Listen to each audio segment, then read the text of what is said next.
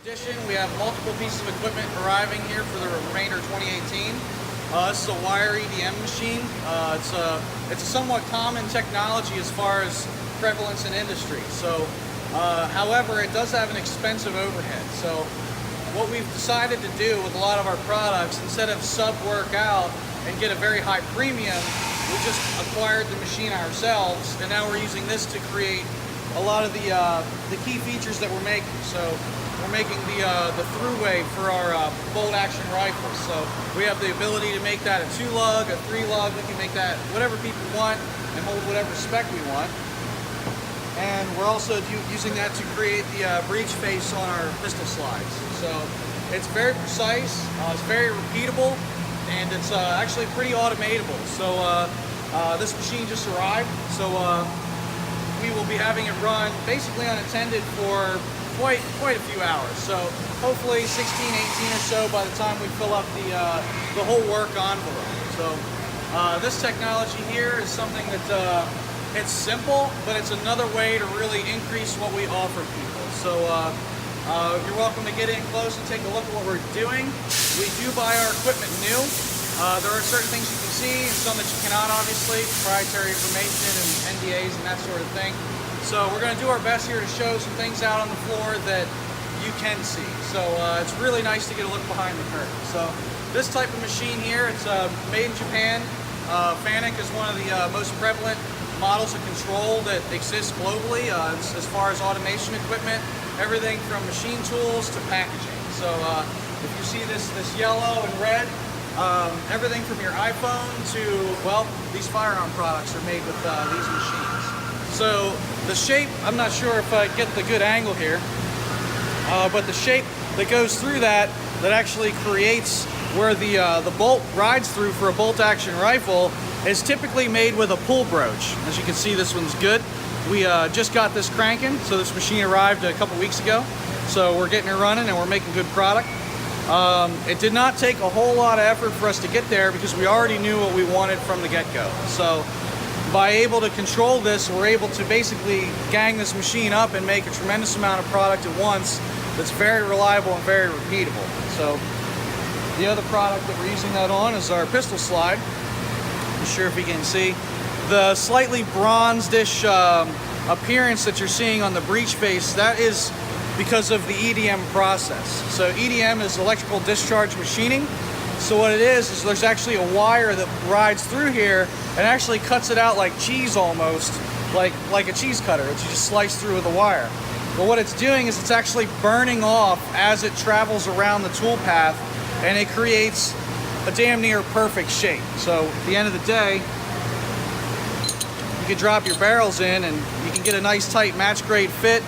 No BS, no shenanigans, and it'll be like that every time. You don't have to worry about tool wear. You don't have to worry about process instability. So it's just another way that we could basically apply our intellect to make a superior product and insource the labor and insource the work. So it's really big for us. That's how we can control cost. If we were to outsource something like this, it would add a tremendous cost to the product. It would make us not competitive anymore. So that's not an option. So we have to stay competitive. We got to stay ahead of the curve. And we're also handy enough that we can handle the equipment. So there's no reason why we should outsource that. So we control the quality, and then we can guarantee that what we have is what we wanted when we started.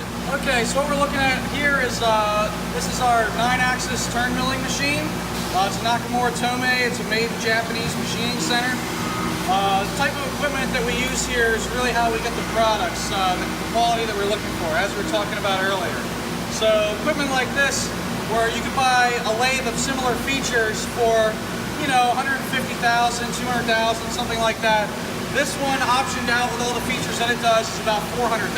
So one piece of equipment at $400,000 that's a hefty investment. So it's also very challenging to program and to learn how to use effectively. So what we do with this machine is we multi-axis machine parts from billet and create an abundance of features in a very small amount of time. So the level of precision and the amount of features that this thing has is almost unparalleled in the industry. This is considered a top-tier machine. Whenever you get to this level, the only differences that you really will get in equipment will come down to personal preference or you know, small minor changes in feature set. So we are very happy with the equipment. It holds a couple 10,000ths of an inch all day, every day, with no thermal displacement at all in the product. And that's from drilled holes on an angle to a tangent wall, you name it. We're not talking from a flat to a flat. We're talking the complicated stuff, the hard stuff. So this thing has so many bells and whistles in it that if we go from 60 degrees Fahrenheit in here to 100 degrees Fahrenheit, if we weren't climate controlled, we would not have an issue. So fortunately, we have an air-conditioned shop, so we have the luxury of having a really stable environment. There's a Star Micronics brand, SG42. It's a fixed headstock Swiss-type lathe. So what we're doing with this thing is this is where we make our civilian locking blocks. We're able to process the entire product in one operation and hold single-digit micron repeatability across the entire part. We're able to do that based on a proprietary process that we developed. So we're using a special material, a special work holding, and we're able to process this through at a price and time that was beyond competitive of what the parent company was able to do for themselves. So what this thing is doing is it's similar to the Nakamura Tome. It's a 6-axis machine. 6-axis, if I hear over the other lathe there. And what we're able to do is we're able to machine all sides of the part in one go. And that gives us the utmost repeatability and also throughput. So when we get this thing up and running, it has a tremendous amount of features going on it. Once we get the thing dialed in, we're able to run for several hours with no operator input, and we're able to hold those single-digit micron tolerances. So what we've been able to do for our customers is we've been able to eliminate secondary operations like surface grinding and any sort of post-secondary type thing where you have to re-handle the part. We're able to machine the part, heat treat it, and know where that growth will be after heat treat so that we can ensure that not only will it be what we expect it to be, but we can eliminate all those downstream processes and all the downstream risk for scrap and handling and cost. So that was a lot of our namesake of how we got to be where we are today. We decided to run mostly in the metric system because we get a lot of benefit out of that. You get about 66% greater precision on machines without buying like a 5th decimal place option. Beyond that, the industry is pushing towards metrics, so it's so much easier to just be apples to apples with everybody. Now, the micron level tolerances, for people that don't know, your hair thickness is about 75 to 100 microns. You'd mentioned that a red blood cell is about 8 microns. So we're talking very, very minute. So this machine calibrates every day, and it gets itself within 1 or 2 microns of precision. So the way we're able to do that is this machine lives on an isolated pad. It is in an insulated room, so there's no vibration coming in, there's no sort of interference, no radio interference, nothing like that. It is taken care of in here. And so what we're able to do is we're able to keep this thing in very good shape, and calibrates as one of the most accurate on the East Coast, according to the Hexagon, the people that actually do the calibration. And the reason that is that a lot of people will have this type of equipment, but they won't understand the environment with which it needs to live. So getting that single-digit micron repeatability is critical, because anybody can make a part that's within a couple thousandths of an inch. That is not challenging. What is challenging is whenever you get your tooling, your process, all your environmental variables to repeat within single-digit microns. That means that you are performing surgery on this metal, that you are getting something that's exactly what you intended to get.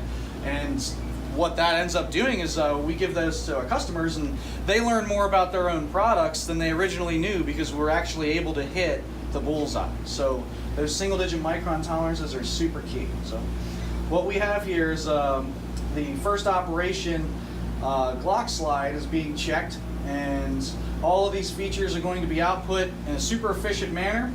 And beyond the fact that it's automated and all that sort of thing, we're able to get a consistent result. We're measuring it the same way every time.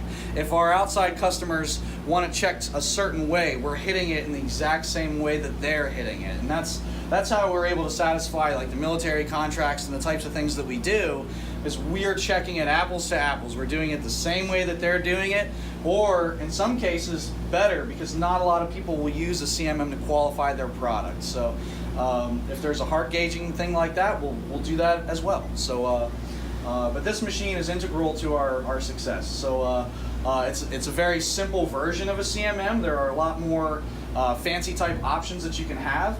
However, the simplicity of this one has long-term precision and repeatability. So, and it's very cost effective.